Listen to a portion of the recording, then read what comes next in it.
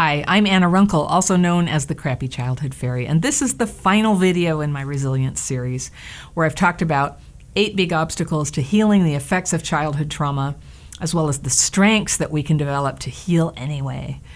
Now, by obstacles, I mean our own negative tendencies, and there's a pattern with childhood PTSD.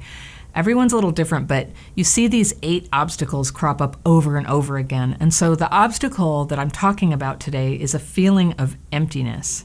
Do you ever get that? Everyone feels it sometimes, but people with childhood PTSD are especially prone to it. It's one of the classic adult symptoms of early trauma. And like most trauma symptoms, it has roots in your brain development and in your psychological development. If you were hurt or ignored as a baby, there's an important part of your development, the connecting part, that may have had a setback, a neurological delay. And if you were abused or laughed at, constantly afraid, forced to hide your real thoughts and feelings, there was a whole lot of stuff that wasn't happening when you were a kid, when you were meant to be developing into a fully feeling, thinking, connected person. What wasn't happening may be things like being held and unconditionally loved, or loved enough, or expressing yourself and getting a response, talking, laughing, making jokes, or doing something that showed a special talent that you have, right? We're meant to get that love shining at us so that we can know, like really know, that we belong in our family and we belong in this world. That's the ideal. And a lot of us had some funky version of that, or a really broken version of it. And I think that's a big source of the empty feeling. I think it's behind the really common fear that we're going to end up homeless. And I think it's a big reason people do become homeless, whether it's from wiring or conditioning. The connections that are supposed to come naturally just don't. Connection is hard, and with the way we grew up, in many ways, we don't actually fit in. I can tell you that the empty feeling that used to just seize me up before my own healing from childhood PTSD had a lot to do with the feeling of abandonment.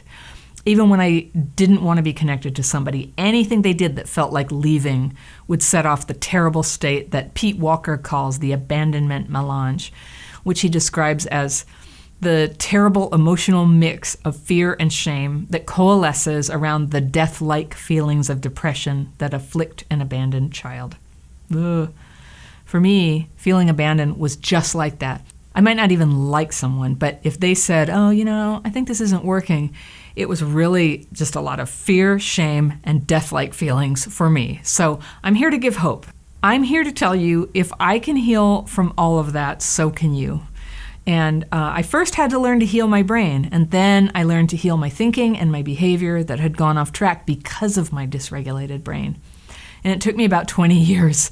And if you're interested, you can go a lot faster than I did, because I put all of what I learned to do in a course, and I walk you step by step through the process. And the link for that is down below in the description section if you want to take that course.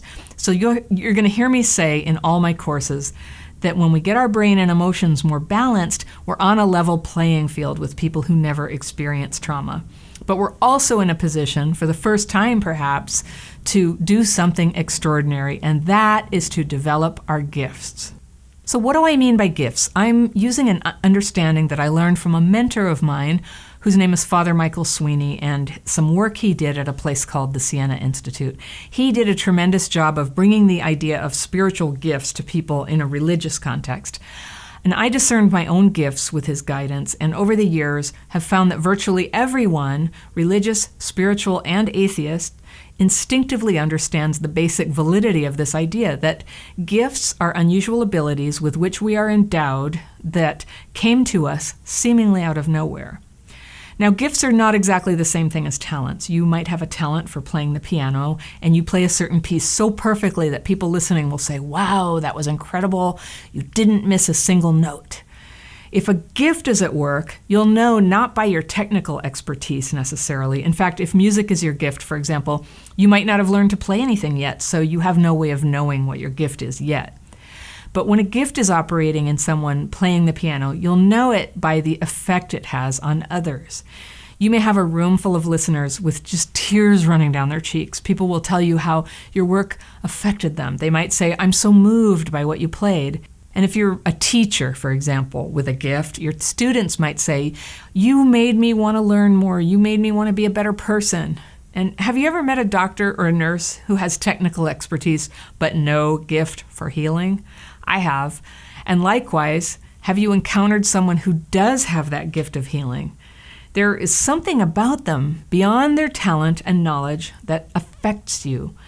Now, that is what we mean by gifts. Some common gifts that you've probably noticed in others are healing, teaching, writing, music, art, wisdom, knowledge. Wisdom and knowledge are different. Encouragement, hospitality, leadership. There are more, but those are just some examples. And everyone has at least one gift, maybe two, maybe even three sometimes. And the reason gifts show themselves in the way we affect others is because they were given to us for the benefit of others. Not everything about us is for the benefit of others. Some things are just for survival, or some things are just fun hobbies.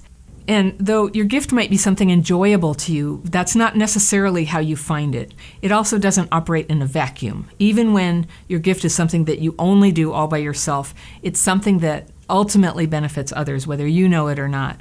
Now, you may not have found your gift yet. It's not always obvious what it is, or you may not be very good at it yet. But here's the thing. Everyone has a need to use their gifts in order to feel truly happy.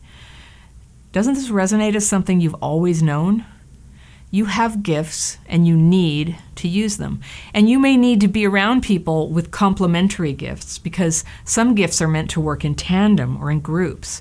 People as a whole have many different gifts because how it works, it truly takes all kinds to bring about good in the world.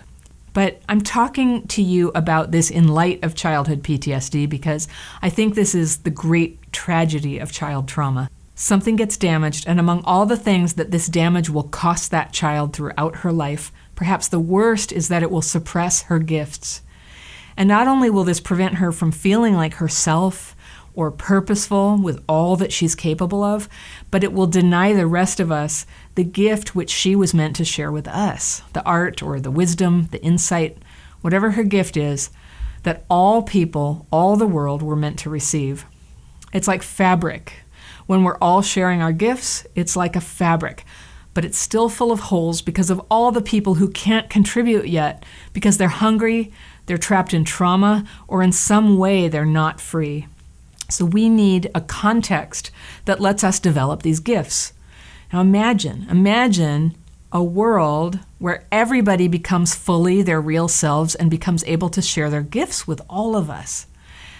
And so this is what I believe. We heal from childhood PTSD, not just for the healing itself. The purpose of our healing is so that we can develop our gifts and share them. It's what we were made for. So we need to heal, and when we're healed, we need to find our gifts, and then we need to help create conditions where other people can heal and find their gifts. Now, this is no simple thing, but just as one person, you don't need to make the entire thing happen. You just need to bring your gifts into the world and discover the role that you were meant to play among many people in the unfolding of this wonderful world where somewhere in your heart you know is where you've always belonged. There is darkness out there, but through healing childhood PTSD, we bring light. We bring the light and we increase the love in the world. We increase the healing of what happened, healing towards something good that never even existed before. Something new comes through our healing. So let your love and your healing grow in you. Let it out. Let it spread back in time to love and heal those who suffered with childhood PTSD in the generations before us. Send your protective love and healing into the future to all the people who are here now and all the people yet to come. There will always be suffering, and there will always be those of us who understand because of our own suffering. And so let's be there for them, the ones who will feel alone, like we sometimes do. That's why we're here. This is why we heal from the past, for this purpose, to now bring love and light to all living things in this world.